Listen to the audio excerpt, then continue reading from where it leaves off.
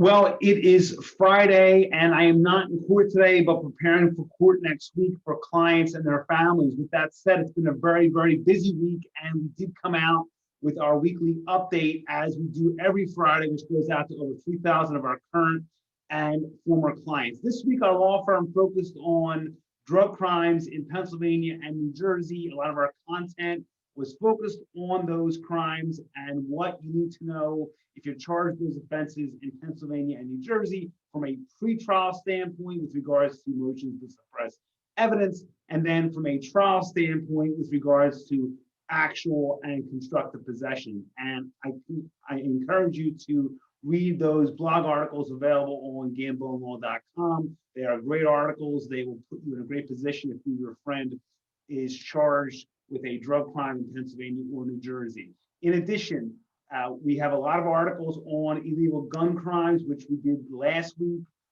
It was a great set of articles that we put out. As always, on Friday, I want to give my weekend advice because I know a lot of people are traveling despite the restrictions, but we always want to tell people what to do if they are stopped for suspicion of DUI and DWI. We understand that we get a lot of our calls on the weekends, and that's why we make ourselves available 7 days a week, 24 hours a day at 215-755-9000 in Pennsylvania and 856-793-7429 in New Jersey. If you are stopped for suspicion of DUI in Pennsylvania or DWI in New Jersey, you do not want to refuse the chemical test, whether it be a blood test, a breathalyzer test, or an alcohol test in New Jersey. That will not help your case. It will only make the case more complicated and lead to possibly additional charges and an administrative license suspension, regardless of what happens in your criminal case. If a police officer wants to search the vehicle, remember that warrantless searches are permissible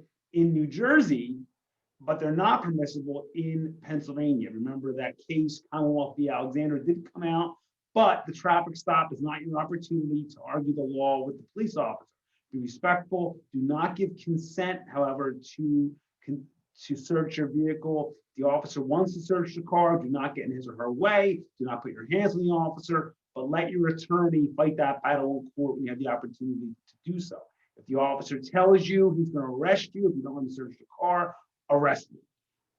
It's a much better way to proceed rather than giving consent and giving up your constitutional rights. The officer, remember, he or she has the authority to arrest you, obviously, but they do not have the authority to cut deals with you. If the officer says, I will go easy on you if you just let me search the car, they simply do not have that power available to them. If you have questions, 215-755-9000 in Pennsylvania, 856-793-7429 in New Jersey. The website, GamboneLaw.com, a tremendous resource for you and your family. One more thing, your Pennsylvania gun cannot cross state lines into the Garden State. Remember that your Pennsylvania permit to carry will do you no good in New Jersey. In New Jersey, unlike Pennsylvania, it's virtually impossible to get a permit to carry. It's a very, very serious offense in the Garden State. If you are found in possession of a gun illegally in New Jersey, it is a mandatory minimum 42 months a prison sentence. I've done a lot of articles on the Graves Act in New Jersey, and I encourage you to read them on GamboneLaw.com. Have a great weekend. Remember, we are available 24 hours a day, 7 days a week, and I will see you all very soon.